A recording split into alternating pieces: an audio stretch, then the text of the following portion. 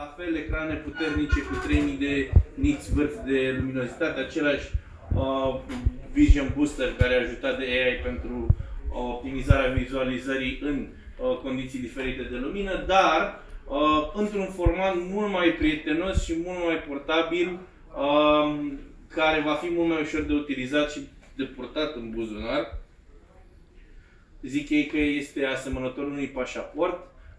Pe lângă acesta, formatul acesta ajută foarte mult la consumul de conținut media. Pe ecranul exterior avem un raport al imaginii de 16:10, foarte similar cu ce avem pe Instagram pentru conținutul de tip Reels. Care avem Instagram aici? Nu l-am pus. Iar pe ecranul exterior, pe ecranul principal, pardon, avem 4:3 sau 3:4, în funcție de cum dorim să consumăm conținutul respectiv. Optimizat mai mult pentru YouTube, pentru Netflix și foarte, foarte ușor pentru citit cărți sau reviste în format digital. E o chestie.